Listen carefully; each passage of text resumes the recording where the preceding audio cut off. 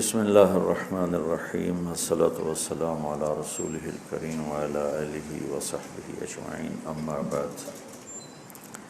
پہلے بھی میں نے ذکر کیا تھا حضرت علی رضی اللہ تعالیٰ عنہ کا فرمان، عرفت ربی بفسخ العزائم، اپنے ارادوں کے ٹوٹ جانے سے اپنے اللہ کو پہچانا۔ تو میری تو اس دفعہ بڑی نیت تھی، شوق تھا کہ میں روزانہ انشاءاللہ تھوڑا بہت قرآن کے بارے میں پیش کرتا رہوں گا، لیکن اللہ کی تقدیر انسانی ارادوں پر غالب آتی ہے۔ رفعت الاقلام وجفت الصحف، اور ما اصابک لم یکن لیخطئک وما اخطأک لم یکن لیصیبک۔ تو وہ ہو ہی نہ سکا، سر درد اتنا بڑھ گیا کہ سب کچھ ہی چھوٹ گیا۔ تو باپ کی چونکہ چھٹیاں، مجھے ایک پرچہ ملا تھا کہ بھی چھٹی ہمیں پہلے دے دی جائے، تو پھر آپ کے استادوں سے بات ہوئی تھی، تو غالباً آپ کو 3-4 دن پہلے چھٹی ہو رہی ہے۔ بڑے ہنستے نظر آ رہے ہیں۔ تو اس لیے اب 3-4 دن باقی ہیں، کیا ہو سکتا ہے، صرف آپ کی زیارت ملاقات ہی ہو جائے، یہی بہت ہے۔ تو آج 26واں پارہ آپ حضرات نے پڑھا ہے، اور آخری عشرہ کی پہلی رات ہے 21، اور یہ ان 5 راتوں میں ایک رات ہے جس میں شب قدر کی امید ہوتی ہے۔ تو انا انزلناہ فی لیلۃ القدر، ہم نے اس کو لیلۃ القدر میں اتارا۔ پھر اللہ کہتا وما ادراک ما لیلۃ القدر، تمہیں کچھ خبر ہے کہ وہ قدر والی رات کیا ہے؟ تو اللہ نے خود سوال اٹھایا نا، تو جواب اتنے خوبصورت دیے ہیں کہ لفظ قدر کے جتنے معانی ہیں ان سب کے مطابق جواب ہے۔ قدر قیمت کو کہتے ہیں، قیمت۔ عربی میں ایک محاورہ لا یقدر ثمنہ، اس کی تو قیمت لگائی نہیں جا سکتی۔ تو قدر کا ایک مطلب کیا ہے بھائی؟ تو اللہ تعالیٰ نے کہا اب میں تمہیں بتاتا ہوں کہ لیلۃ القدر کیا ہے۔ وما ادراک ما لیلۃ القدر، تو اللہ فرمانے لگے کہ اب ہم آپ کو بتاتے ہیں لیلۃ القدر خیر من 1000 شہر۔ تو لفظ قدر کا ایک معنی کیا ہے؟ قیمت۔ تو اللہ تعالیٰ بتا رہے ہیں کہ اس کی قیمت ہے 1000 مہینوں سے بھی زیادہ، یعنی 1000 مہینے کی بندگی سے بھی زیادہ کا اجر ہے۔ اور آپ کی تو موج ہے، آپ سب سے بڑی عبادت میں لگو گے، طلب علم۔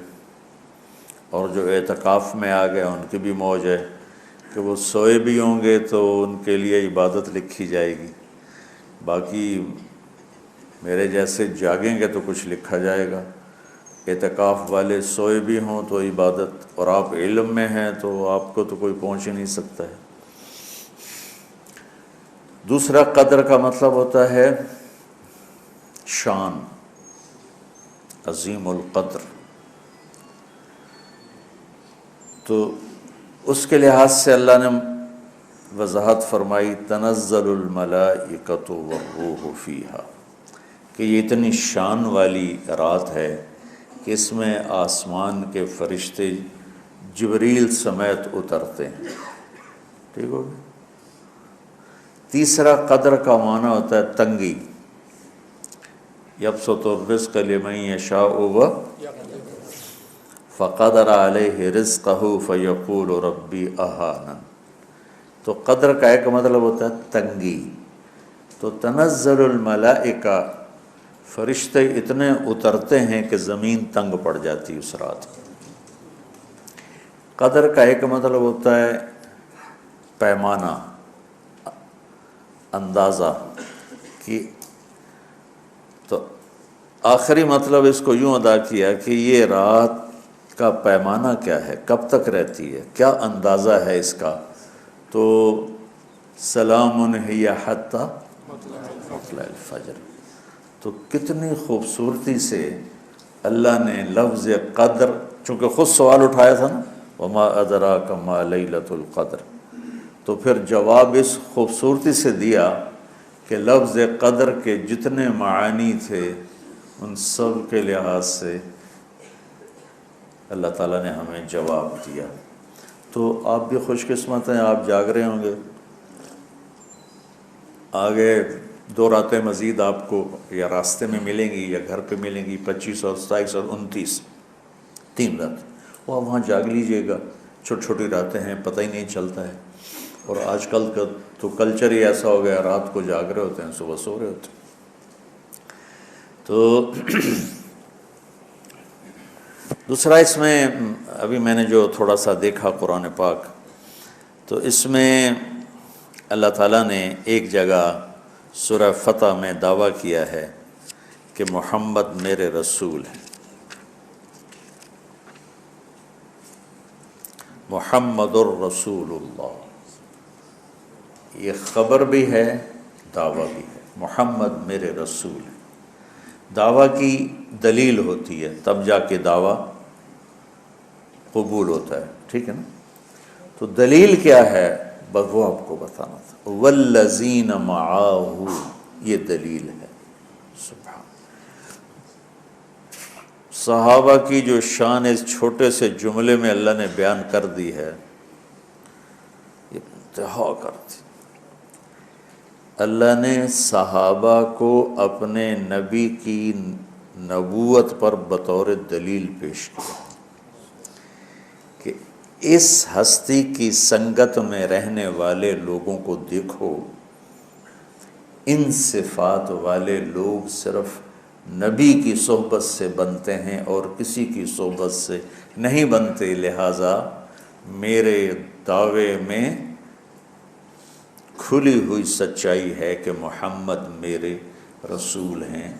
دلیل کیا ہے کہ محمد آپ کے رسول ہیں؟ تو اللہ نے کہا والذین معاہ، معیت، صحبت.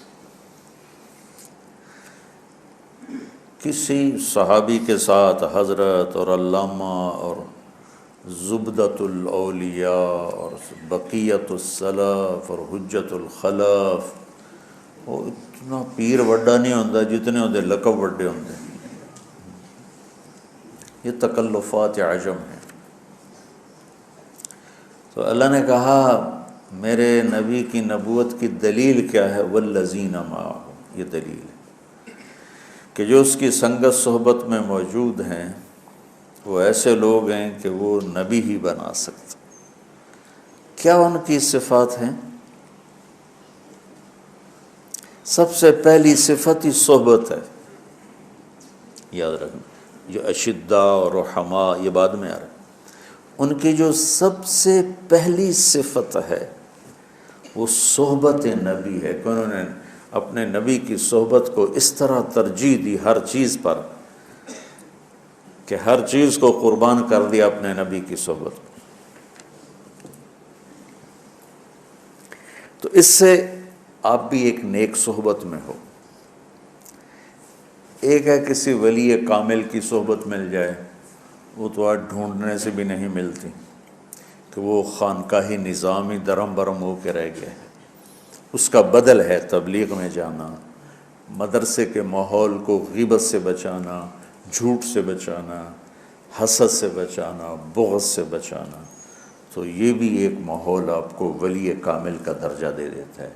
پھر چھٹیوں میں آپ کو کہتے ہیں جماعت میں جاؤ تو 10-12 مسلمانوں کا اکٹھے چلنا اور خیر کی بات پہ جمع ہو کے چلنا اور اللہ کے پیغام کو سناتے ہوئے چلنا، یہ ایک کامل ولی کے قائم مقام ہو جاتا ہے، جس کی وجہ سے چلہ لگنے سے مزاج اور ہو جاتا ہے، نہ لگنے سے مزاج اور ہوتا ہے.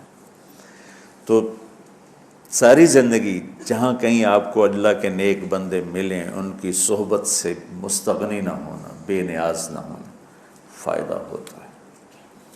وہ اس دور وہ نہ وہ عشق میں رہیں گرمیاں، نہ وہ حسن میں رہیں شوخیاں، نہ وہ غزمی میں تڑپ رہی، نہ وہ خم ہے زلف ایاز میں۔ تو نہ ایسے مرید رہے نہ ایسے پیر رہے، لیکن پھر بھی جو بھی کہیں تمہیں نیک اللہ کے بندے ملیں، ان کے پاس بیٹھنا، ان کی صحبت، بیعت ہونا ضروری نہیں ہے، بیعت ہونا ضروری نہیں ہے، کہ بیعت کے جو آداب تھے وہ آج کوئی نہیں ہے۔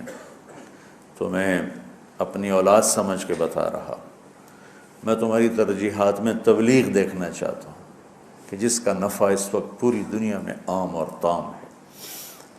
تم خود بھی ہدایت کے عالی مقام پر پہنچو گے اور تمہارے ذریعے سے اور بھی۔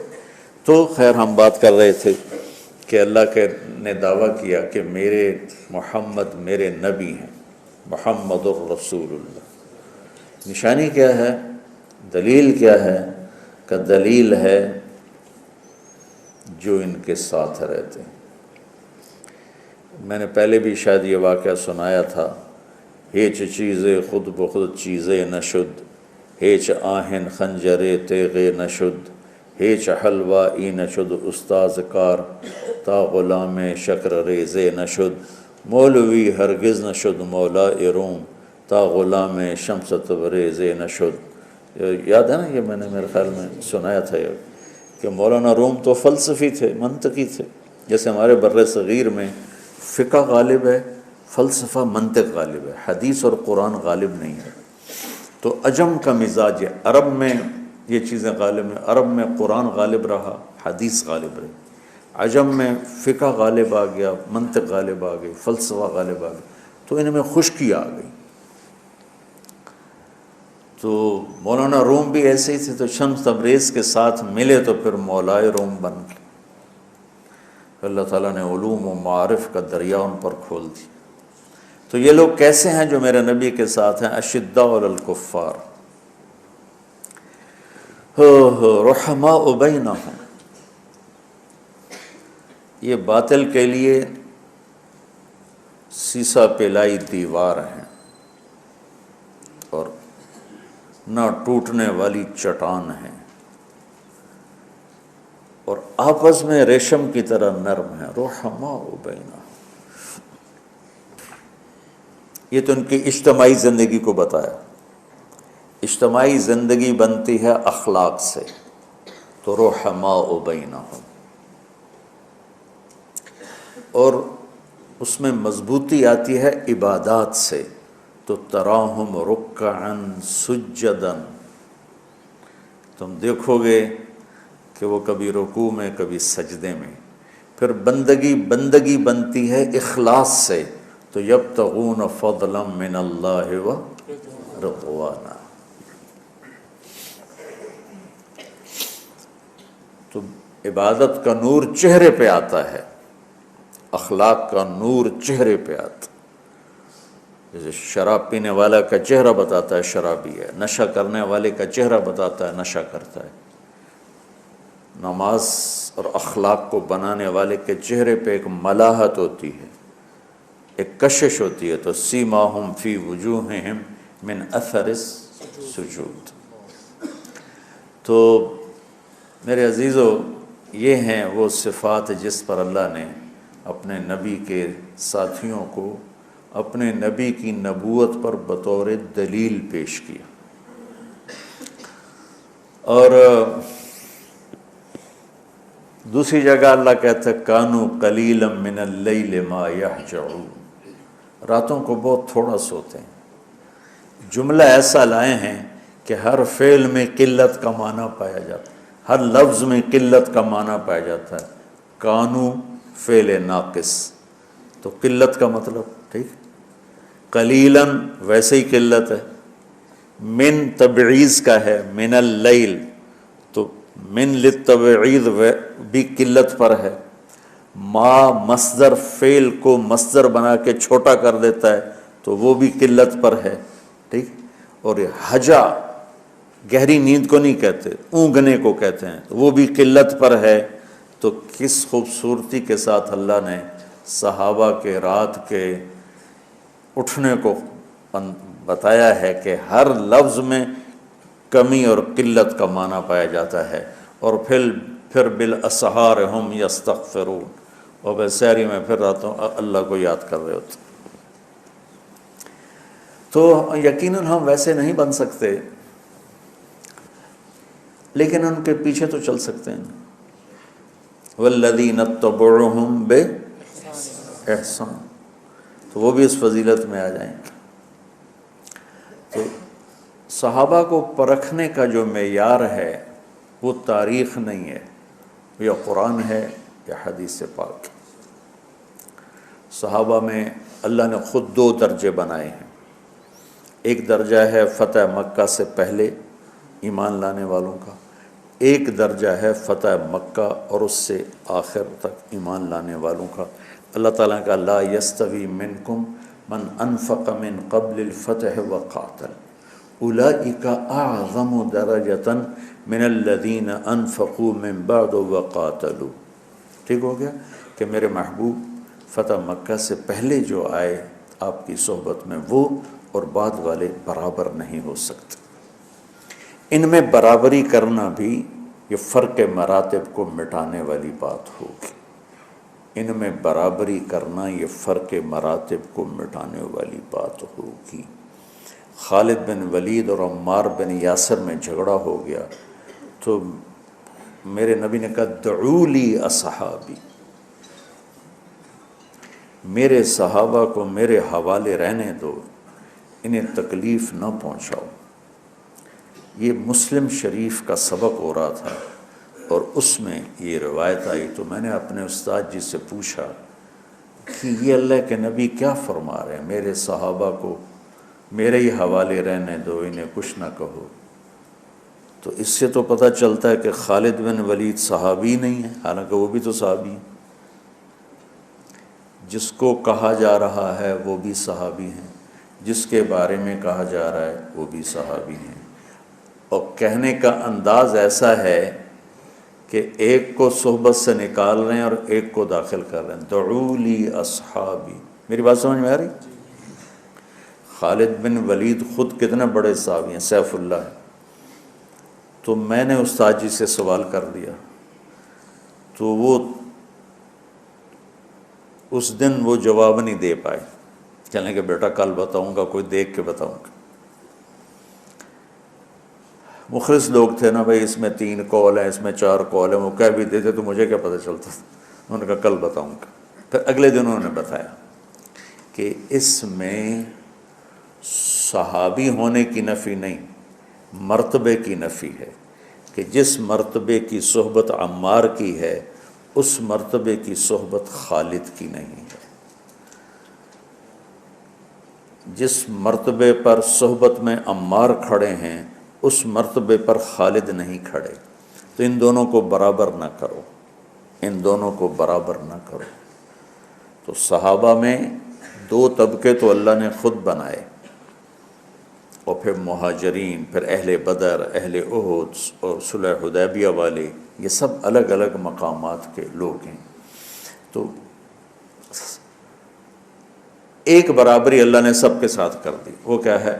کلن وعد اللہ الحسنی، کہ ہمارا وعدہ ہے سب کو جنت دیں گے۔ ایک شخص نے خواب دیکھا کہ جنت میں کچھ خیمے لگے ہوئے ہیں موتیوں کے، تو وہ کہنے لگے یہ کن کے خیمے ہیں؟ کہ یہ ذوالقلع حمیری کے خیمے اور ان کے ساتھیوں کے۔ ذوالقلع حمیری یمن کے بڑے سرداروں میں تھے اور بڑے شاہ سوار تھے، اور حضرت معاویہ رضی اللہ عنہ کے ساتھ لڑتے ہوئے حضرت علی کے مقابلے میں قتل ہوئے تھے۔ تو وہ کہتے ہیں کہ یہ ذوالقلع حمیری اور ان کے ساتھیوں کے خیمے جنت میں۔ تو یہ پوچھتا علی کے ساتھی کہاں ہیں؟ کہ ان کے تو بہت عالی شان درجات، وہ بڑے اونچے درجات پر ہیں، ان سے بہت اوپر کے درجات پر ہیں، چونکہ علی رضی اللہ تعالیٰ عنہ حق پر تھے اور شام والے خطا پر تھے، لیکن کلن وعد اللہ الحسنی، سب کے لیے جنت کا وعدہ ہو گیا، سب کے لیے جنت کا وعدہ ہو گیا۔ تو افراط و تفریط سے بچنا، افراط و تفریط سے بچنا۔ صحابہ کی سب سے بڑی صفت یہ ہے کہ اللہ نے انہیں معاف کر دیا۔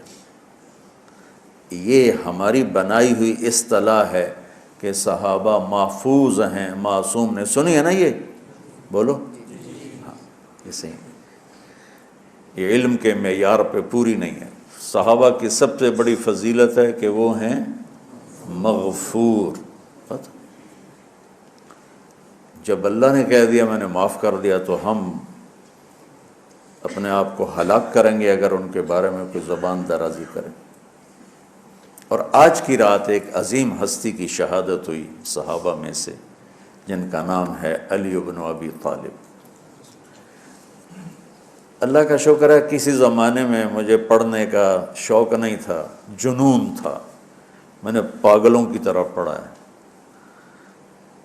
جیسے لوگ عشق میں دیوانے نہیں ہو جاتے، تو میں علم کا عاشق تھا، کتابوں کا، اور حافظہ بھی اللہ نے اچھا دیا تھا۔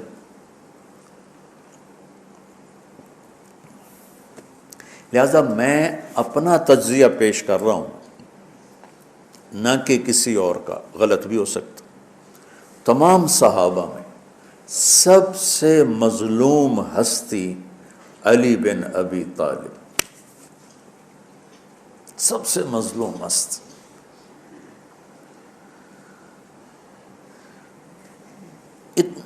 جن کی اولاد کا بچہ بچہ ذبح کر دیا، خود بھی شہید ہوئے اور آگے نسل بھی ساری ذبح۔ آج کی رات 21ویں روزے حضرت علی رضی اللہ تعالیٰ عنہ پر حملہ ہوا، شہید تو پھر 2 دن کے بعد ہوئے، موت تو 2 دن کے بعد واقع ہوئی، لیکن 21 کی رات تھی۔ علی بن ابی طالب بن عبد المطلب بن ہاشم بن عبد مناف بن قصی بن کلاب بن مرہ بن کعب بن لوی بن غالب بن فہر بن مالک بن نضر بن کنانہ بن خزیمہ بن مدرک بن الیاس بن مدر بن نزار بن معد بن عدنان بن اوت بن حمیسہ بن سلامان بن عوس بن بوز بن قموال بن ابی بن عوام بن ناشد بن حذا بن بلداس بن یدلاف بن طابخ بن جاحم بن ناحش بن ماخی بن عیفی بن عبقر بن عبید بن الدعاء بن حمدان بن سمبر بن یثربی بن یحزن بن یلحن بن انعوا بعیزی بن زیشان بن عیسر بن اقناد بن ایہام بن مقصر بن ناحث بن زارع بن سمی بن مزی بن عود بن عرام بن قیدار بن اسماعیل بن ابراہیم بن آذر بن ناحور بن سروج بن رعو بن فائل بن عابر بن ارفخشاد بن سام بن نوح بن لامک بن متوشال بن ادریس بن یرد بن ملحل بن قینان بن آنوش بن شیسو بن آدم علیہ السلام۔ آج ہمارا جی چاہ کہ میں امیر المومنین کا نسب بیان کروں کہ آج ان کی شہادت کی رات ہے، شہادت کا دن ہے، کہ جب اہل شام نے الگ حکومت اپنی قائم کر دی، حضرت علی کے مقابلے میں اپنی حکومت کا اعلان کر دیا تحکیم کے فیصلے کے بعد، اور اس پر خوارج کی ایک جماعت بن گئی، الگ ہو گئے، جنہوں نے پھر بڑی خوفناک جنگیں کی، بڑے زمانے تک وہ مسلمانوں کو نقصان پہنچاتے رہے۔ تو 3 خارجی اکٹھے ہوئے کہ جتنا فساد ہے نا اس کی جڑ ہے ایک عمر بن عاص اور معاویہ بن ابی سفیان اور علی بن ابی طالب رضی اللہ تعالیٰ عنہ، ان تینوں کو قتل کر دو، فتنہ ختم ہو جائے گا۔ تو عمر بن عاص اس دن آئے ہی نہیں، وہ مصر کے گورنر تھے، فجر کی نماز، تو جو ان کی جگہ آئے وہ مارے گئے، شہید ہو گئے۔ معاویہ رضی اللہ تعالیٰ عنہ پر اس نے وار کیا، لیکن وہ سر سے پھسل کے کمر پہ جا کے لگا اور کمر چھل گئی، لیکن اللہ نے زندگی بچا لی۔ تو عبد الرحمن بن ملجم جس نے حضرت علی کو شہید کیا، یہ آیا ہوا تھا کوفے میں، تو لوگوں نے کہا امیر المومنین یہ اس کے ارادے اچھے نہیں نظر آتے، تو اس کو ہم پکڑ نہ لیں۔ فرمانے لگے تو مجھے پھر اللہ کی ملاقات کیسے ملے گی؟ میں تو تم میں نہیں رہنا چاہتا، میں تو اللہ سے ملنا چاہتا ہوں۔ حضرت علی کے ساتھیوں نے بڑی بے وفائی کی، بڑی بے وفائی کی، اس لیے میں کہہ رہا ہوں مظلوم ترین ہستی۔ بسر بن ابی ارطاط نے یمن پہ قبضہ کر لیا شام کے لشکر کی طرف سے، اور حضرت عبید اللہ بن عباس رضی اللہ تعالیٰ عنہ کے 2 بچے اپنے ہاتھوں سے ذبح کیے جیسے بکرا ذبح کیا جاتا۔ آل رسول کے 2 بچوں، میں صنعاء میں اس مسجد میں گیا، وہیں ان کی قبریں موجود۔ تو حضرت علی بے قرار ہو کے نکلے کہ چلو اہل شام کے خلاف جہاد کریں، اور باہر شہر سے باہر جا کے خیمہ لگایا رات کو۔ صبح دیکھا تو ایک آدمی بھی نہیں آیا ہوا تھا، اکیلے تھے۔ تو پھر بڑے دکھی دل کے ساتھ واپس آئے اور اپنی داڑھی کو پکڑ کر کہنے لگے تو کب رنگین ہوگی؟ ایک دفعہ بیمار تھے تو کہنے لگے یا رسول اللہ مجھے لگتا ہے میری موت کا وقت آ گیا۔ میں نے کہا نہیں، تیری موت آئے گی جب اس خون سے یہ رنگین ہوگی، جب تیرے سر کے خون سے تیری داڑھی رنگین ہوگی اس وقت تیری موت آئے گی۔ تو اس جملے کو یاد کر کے کہتے تو کب رنگین ہوگی، تو کب رنگین ہوگی۔ چونکہ ساتھی ساتھ چھوڑ گئے تھے تو شدید قسم کی بے وفائی کا سامنا ہوا۔ پھر آگے نسل ذبح ہوا۔ آپ نے حضرت حسین کا کربلا تو پڑھا ہوا، لیکن میں نے جو گلدستہ اہل بیت کے بعد میں نے جب پڑھا تو جو اس کمبخت ابو جعفر منصور نے آل حسن پہ ظلم توڑے، اللہ میری ہچکی لگ گئی روتے روتے۔ تو میں اس کی تفصیل آپ کو بتا نہیں سکتا کہ مطلب ہے کہ میرا سر ساتھ نہیں دے رہا، تو ہچکی لگ گئی میری روتے روتے۔ ان کی ساری اولاد کو آخر میں پہلی دردناک سزائیں دی، دردناک سزائیں دی، اور پھر ان سب کو ایک کمرے میں بند کر کے چاروں طرف سے کمرہ ٹائٹ کر دیا، ہوا بند کر دی، گھٹ کے سارے شہید ہو گئے، اس کے تڑپ تڑپ کے سب اس میں شہید ہو گئے۔ اس لیے میں کہہ رہا ہوں سب سے مظلوم ہستی ہیں علی بن ابی طالب۔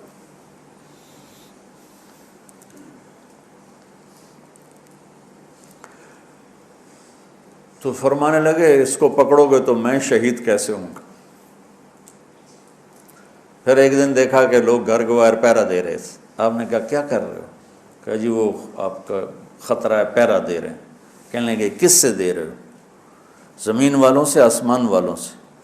وہ کہنے لگے جی آسمان والوں سے کون دے سکتا ہوں، زمین والوں سے پہرا دینے کا، بیٹا جا کے سو جاؤ، آسمان والا فیصلہ کرتا ہے، تو زمینی پہرے کام نہیں آتے، جاؤ، اور فیصلے آسمان سے اترتے ہیں، زمین پہ نہیں اترتے۔ تو 21 رمضان کو فجر کی نماز میں اس نے آ کے جو وار وہ سیدھا سر پہ لگا تو سر پھٹ گیا، تلوار دماغ میں چلی گئی، شور مچ گیا، پکڑا گیا۔ اب دیکھنا حضرت علی کے اخلاق۔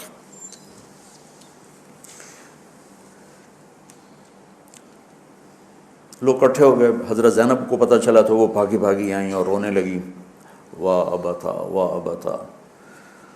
تو وہ کہنے لگا، وہ لوگ کو پٹی پٹی باندھنے لگے، تو وہ کہنے لگا ابن ملجم جتنی مرضی پٹیاں باندھ لو، اب یہ مر کے ہی رہے گا، اس تلوار کو 1 مہینہ زہر میں ڈبو کے رکھا ہے پھر وار کیا ہے۔ تو اس پر تو بڑے سے بڑے حلیم کو غصہ آ جانا چاہیے، وہیں اس کا قیمہ ہو جاتا۔ اور حضرت علی کیا کہہ رہے ہیں؟ بھائی اس کے لیے نرم بستر بچھاؤ، اس کو گرم گرم کھانا کھلاؤ، اسے ٹھنڈا ٹھنڈا پانی پلاؤ۔ اگر میں زندہ رہا تو میں خود فیصلہ کر لوں گا مجھے کیا کرنا ہے، اور اگر میں شہید ہو گیا تو پھر پہلی میری درخواست ہے کہ اسے معاف کر دیں۔ یہ بتانا چاہتا تھا، اسے معاف کر دیں، اور اگر اسے میرے بدلے میں قتل کرنا چاہو تو پھر اس کو تکلیف نہ دینا، بس ایک ہی وار سے اس کی گردن اڑا دینا، اسے تکلیف نہ دینا۔ اللہ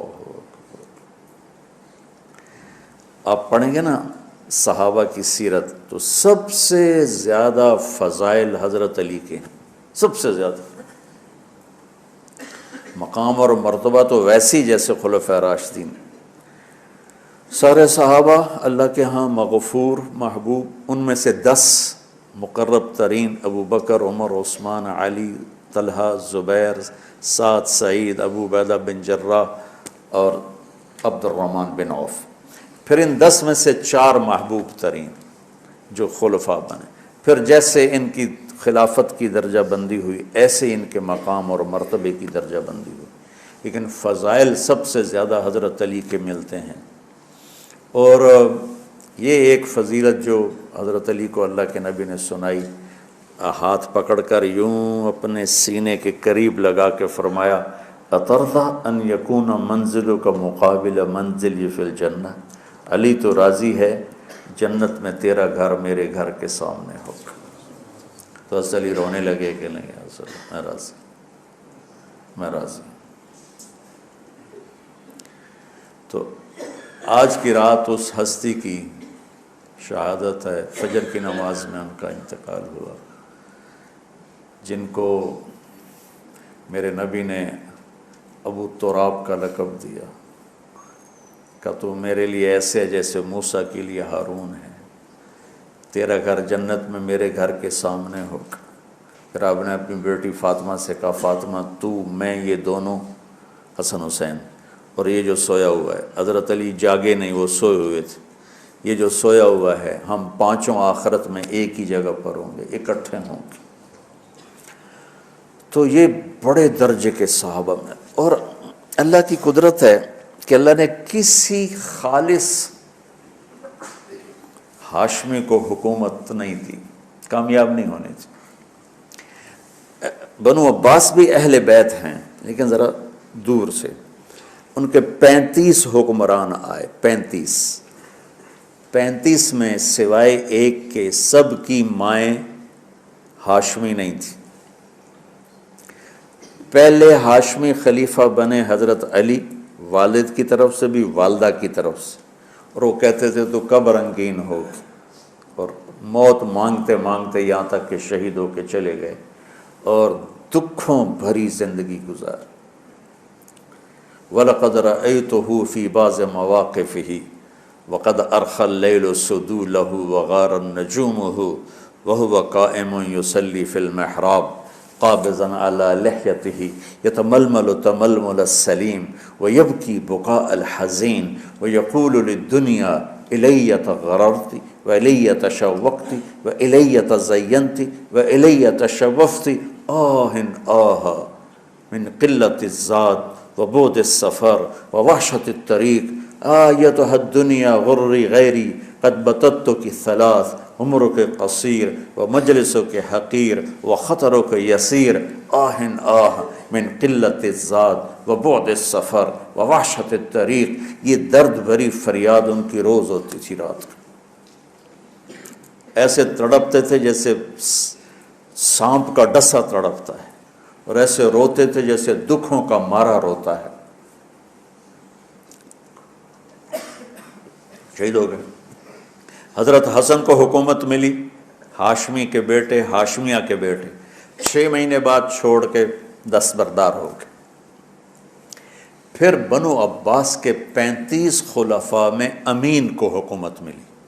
امین کی ماں بھی ہاشمی تھی، باپ بھی ہاشمی، ہارون باپ اور زبیدہ ماں۔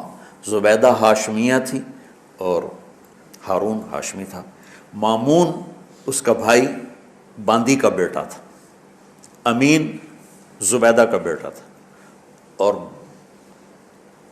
ہارون نے زبیدہ کے پریشر میں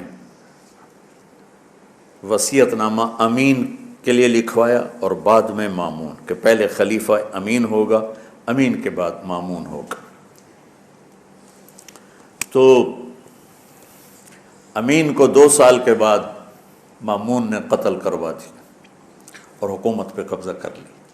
کسی خالص ہاشمی کی حکومت نہیں چلی، اور امام حسن نے حضرت امام حسین کو بلا کے فرمایا کہ میرے بھائی ایک وصیت کرتا ہوں جب انتقال کا وقت، کہ میں نے دیکھ لیا ہے اللہ نے ہمیں نبوت دی ہے، ہمیں حکومت نہیں دے گا۔ سبحان۔ حضرت حسن کو اللہ نے اللہ کے نبی والی فراست دی تھی۔ امام حسن اس فراست کے مالک تھے جو اللہ کے نبی کو اللہ نے دی تھی، وہاں سے حصہ ملا تھا فراست کا۔ عجب عجب باتیں فرمائیں۔ جب حضرت علی نے مدینہ چھوڑنے کا ارادہ کیا، ابا جان مدینہ نہ چھوڑو، مدینہ نہ چھوڑو، آپ اکیلے ہو جاؤ گے، آپ تنہا ہو جاؤ گے، مدینہ نہ چھوڑو۔ تو کہاں کہاں سے میرے دریچے کھل رہے ہیں، لیکن چلو بس کرتے ہیں۔ تو امین کو مامون نے قتل کروا دیا، اور پھر اس نے خود 20 سال حکومت کی۔ تو اللہ تعالیٰ نے اہل بیت کو حکومت سے گندہ ہی نہیں ہونے دیا، اور ان کو آزمائش کی بھٹی میں ہی گزارا۔ اب مہدی آئیں گے آخر میں، جو حضرت حسن کی اولاد سے ہوں گے، ماں کی طرف سے حسینی ہوں گے اور باپ کی طرف سے حسنی ہوں گے، اور ان کے ذریعے سے پھر دوبارہ دین کی زندگی ہوگی اور دین کو احیاء ملے گا۔ وہ تو جن کا نصیب ہے وہ زمانہ دیکھیں گے۔ بہرحال آیت آئی تھی صحابہ کے بارے میں، اور ادھر سے 21ویں کی رات تھی، تو تھوڑا سا میں نے آپ کو تاریخ کا ٹچ دے دیا۔ اور 3 دن پہلے 2 واقعے ہوئے ہیں۔ 17 رمضان کو جنگ بدر میں اللہ نے فتح نصیب فرمائی۔ استستغیثون ربکم فاستجاب لکم انی ممدکم بألف من الملائکۃ مردفین، یہ جو سورہ انفال میں اللہ تعالیٰ نے پورا جنگ بدر کا نقشہ کھینچا ہے۔ اور 17 رمضان کو دوسرا واقعہ ہوا ہے، اللہ کے محبوب کی سب سے محبوب بیوی حضرت عائشہ کا انتقال ہوا۔ حضرت معاویہ رضی اللہ تعالیٰ عنہ کے دور میں حضرت عائشہ رضی اللہ تعالیٰ عنہ کا انتقال ہوا، جو آپ کی سب سے محبوب بیوی تھی۔ اور اس حد تک کہ کہا یا اللہ ھذا قسمی فیما املک فلا تؤاخذنی فیما تملک ولا املک۔ اللہ اکبر۔ یا اللہ میں نے بیویوں میں برابری کی ہے، پر میرا عائشہ سے پیار زیادہ ہے، اس پر میری پکڑ نہ فرمانا۔ سبحان اللہ۔ ہمیں زندگی گزارنے کا طریقہ سمجھایا۔ چونکہ حضرت عائشہ چھوٹی تھیں تو ان سے دوڑ لگا رہے ہیں۔ حضرت ام سلمہ کے ساتھ دوڑ نہیں لگائی، حضرت سودا کے ساتھ دوڑ نہیں لگائی، جویریہ کے ساتھ، صفیہ کے ساتھ، ام حبیبہ کے ساتھ، زینب کے ساتھ دوڑ نہیں، چونکہ ان کو لاڈ کروائے، لاڈ، چھوٹی عمر کی رعایت کی، لاڈ کروائے۔ آؤ عائشہ دوڑ لگائیں۔ یہ حضرت عائشہ نے نہیں کہا دوڑ لگائیں، اللہ کے نبی نے کہا عائشہ آؤ دوڑ لگائیں۔ اور ایک دفعہ نہیں 2 دفعہ سوڈانی مسجد میں تماشا کر رہے تھے، آؤ عائشہ تمہیں تماشا دکھاؤں۔ اور دوبارہ حبشی آئے تو پھر اماں جی نے کہا کہ میں دیکھنا چاہتا ہوں۔ اتنی دیر دیکھا کہ اللہ کے نبی تھک گئے، کھڑے ہو کے تھک گئے، وہ ایسے پاؤں پر زور ڈال کر پاؤں بدل رہے تھے۔ آٹا گوندھ کے دیتے تھے شروع میں، جو کہ حضرت عائشہ کو آٹا گوندھنا نہیں آتا تھا۔ پھر پاس بیٹھ کر 1-2 نوالے منہ میں ڈال دیتے تھے۔ اب آپ جو فارغ ہو کے جا رہے ہو، کوئی سال لگاؤ گے، کوئی کسی کی شادی ہوگی، تو یہ میری ایک نصیحت ہے کہ اچھے خامند بن کے دکھاؤ۔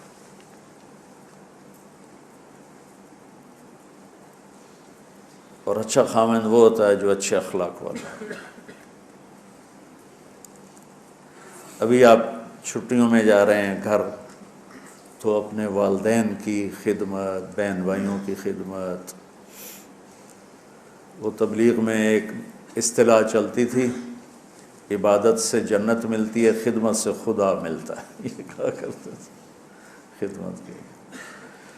تو حضرت عائشہ رضی اللہ تعالیٰ عنہ کا انتقال ہوا 17 رمضان المبارک، اللہ کے محبوب کی سب سے محبوب بیوی۔ پہلی اور آخری خاتون جن کے سینے پر سر رکھے ہوئے کسی نبی نے جان دی، وہ وہی نبیوں کے سردار، مات فی سحری و نحری کا یہاں میرے نبی کا سر تھا، اور آپ ان کو آسرا دے کے اس طرح بیٹھی ہوئی تھی، اور آپ تھوڑا سا یوں نیم دراز تھے اس حالت، اور یہاں سر رکھے ہوئے حضرت عائشہ کے سینے پر نبی نے جان دی۔ یہ کائنات کی واحد خاتون ہے جس کے سینے پر سر رکھے ہوئے نبی نے جان دی۔ اور آپ فرماتی ہیں آخری چیز جو میرے نبی کے منہ میں گئی میرا لعاب تھا، کہ میرے بھائی عبد الرحمن آئے، ان کے ہاتھ میں مسواک تھی، تو اللہ کے نبی کی نظر یوں پڑ ایسے ٹک گئی مسواک پر، تو میں نے اندازہ لگا لیا یا رسول اللہ مسواک کرنی تھا، تو میں نے اپنے بھائی سے لے کر چبائی تو میرا لعاب اسے لگا، وہ میں نے آپ کے منہ میں پھیری یا آپ نے خود پھیری، تو فرمایا وہ آخری چیز جو میرے نبی کے منہ میں گئی وہ میرا لعاب دہن تھا۔ اور واحد خاتون ہے جن کا حجرہ کسی نبی کی قبر بنا، حضرت عائشہ کا گھر ہی آپ کے لیے آخری آرام کا بنا۔ اور کائنات کی دو عظیم ہستیاں ابو بکر اور عمر، ایک دفعہ مسجد میں داخل ہوئے تو آپ کے ابو بکر عمر دائیں بائیں تھے، تو آپ نے ایسے دونوں کے ہاتھ پکڑ لیے، کہا ہمیں دیکھ رہے ہو؟ کہا جی۔ آپ نے کہا ہاکذا نحشر یوم القیامہ، قیامت کے دن میں اسی طرح اٹھایا جاؤں گا کہ ادھر میرے ابو بکر ہوگا اور ادھر میرے عمر ہوگا۔ تو ام عائشہ وہ واحد خاتون ہیں جن کا گھر میرے نبی کی آخری آرام گاہ بنا، جہاں 70,000 فرشتے صبح آتے ہیں شام تک درود پڑھتے ہیں، وہ چلے جاتے ہیں شام کو 70,000 آتے ہیں صبح تک درود پڑھتے ہیں۔ یہ واحد خاتون ہیں جن کے ساتھ آپ لیٹے ہوتے تھے تو وحی آتی تھی، کسی اور بیوی کے ساتھ آپ لیٹے ہوتے تھے تو وحی نہیں آتی تھی، ام عائشہ کے ساتھ لیٹے ہوتے تھے تو وحی آتی تھی۔ آپ کی برکت سے تیمم ملا۔ حضرت یوسف علیہ السلام پر تہمت لگی، گناہ کی، زلیخا نے لگائی تو ایک بچے نے گواہی دی۔ حضرت مریم پر قوم نے تہمت لگائی تو بیٹے نے گواہی دی، اور حضرت عائشہ پہ تہمت لگی تو میرے اللہ نے خود گواہی دی۔ کتنا بڑا فرق ہے۔ شہد شاہد من اہلہا ان کان قمیصہ قد من قبل فصدقت وهو من الکاذبین وان کان قمیصہ قد من دبر فکذبت وهو من الصادقین۔ یہ تو آ گئی گواہی بچے کی، شہد شاہد من اہلہا۔ اور قال انی عبد اللہ آتانی الکتاب وجعلنی نبیا وجعلنی مبارکا، یہ حضرت مریم کی گواہی۔ اور حضرت عائشہ کی ان الذین جاءوا بالعفک عصبۃ منکم لا تحسبوا شر لکم بل هو خیر لکم لکل امرئ منهم ما اکتسب من الاثم والذی تولى کبرہ فلہ عذاب عظیم۔ اللہ تعالیٰ علامہ زمخشری اپنی تفسیر میں فرماتے ہیں کہ پورے قرآن میں اللہ کہیں اتنا غضبناک ہو کر نہیں بولا جتنا ان آیات میں غضبناک ہو کے بولا ہے، جس میں ام عائشہ کی پاک دامنی کو اللہ نے بیان کی۔ اللہ کے نبی ایک مہینہ وحی نہیں آئی، پورے مدینے میں آگ لگ، وحی کیوں نہیں آئی تو اللہ ہی جانتا ہے کیوں نہیں آئی۔ ایک بات سمجھ میں آتی ہے، زبان کے زہر کو سمجھانے کے لیے کہ زبان کا غلط استعمال کس طرح گھروں کو آگ لگا دیتا ہے، ہمیں سبق دینے کے لیے کہ زبان پہ قابو رکھیں۔ اس حد تک حالات پہنچ گئے کہ میرے نبی گئے حضرت عائشہ کے پاس، عائشہ اگر تجھ سے گناہ ہو گیا ہے تو معافی مانگ لے، اللہ معاف کر دے گا۔ اس حد تک ذہن پر اثر ہوا باتوں کا کہ عائشہ اگر تجھ سے کوئی گناہ ہوا ہے تو توبہ کر لے، اللہ معاف کر دے گا، اور اگر نہیں کیا ہے تو اللہ تیری پاک دامنی بیان کرے گا۔ تو عائشہ فرماتی ہیں 24 گھنٹے ہو گئے تھے، نہ کھایا تھا، نہ پیا تھا، نہ سوئی تھی، صرف رو رہی تھی۔ تو ایک دم میرے آنسو خشک ہوئے، اٹھ کے بیٹھ گئی۔ میں نے کہا ابا جان میری صفائی پیش کرو۔ ابو بکر وہ ایسے کانپ رہے تھے کہ بیٹی میں تو کچھ نہیں کہہ سکتا۔ اماں جان ام رما میری صفائی پیش کرو۔ وہ بھی کہنے لگے بیٹی میں تو کچھ نہیں کہہ سکتا۔ تو کہ میں نے ایک دم چمک کے کہا سچ بولوں گی تو کوئی مانے گا نہیں، جھوٹ بولوں تو اپنے آپ کو برا کہوں، بس میں وہ کہتی ہوں جو یوسف کے باپ نے کہا تھا، حضرت یعقوب۔ کہنے کہ مجھے غم میں حضرت یوسف کے والد کا نام ہی بھول گیا۔ میں نے کہا اقول کما قال ابو یوسف، فصبر جمیل واللہ المستعان علی ما تصفون. کہنے لگے یہ کہہ کر میں لیٹ گئی دوبارہ، اور مجھے نہیں پتہ تھا کہ میرے بارے میں قرآن آئے گا. مجھے یہ تھا کہ اللہ کا نبی کو خواب دیکھ لیں گے یا جبریل آ کے کہہ دیں گے یہ قصہ غلط ہے، لیکن وہ تو قرآن. جب وہی اتری ایک دم تو ابوبکر اور ام رومان ایسے کانپنے لگے، چہرے زرد ہو کر مرنے والے ہو کے، کہ پتہ نہیں ہماری بیٹی کے حق میں ہے یا خلاف ہے. جب وہی ختم ہوئی تو میرے نبی مسکرائے زور سے، کہا عائشہ مبارک ہو، اللہ تیری گواہی دینے خود آ گیا. تو ام رومان کہنے لگی عائشہ اٹھو، اللہ کے نبی کا شکر ادا کرو. کہ نہیں، میں اس کا شکر ادا کروں گی جس نے میری گواہی دی. تو 17 رمضان حضرت عائشہ کا انتقال کا دن ہے. تو آج میں نے اپنے اوپر جبر کر کے بول لیا ہے 50 منٹ. اب دعا کرنا مجھے سر درد نہ ہو. اور 21 کی رات ہے، سبق پڑھتے پڑھتے میرے لیے آپ سب بچے دعا کر دیں.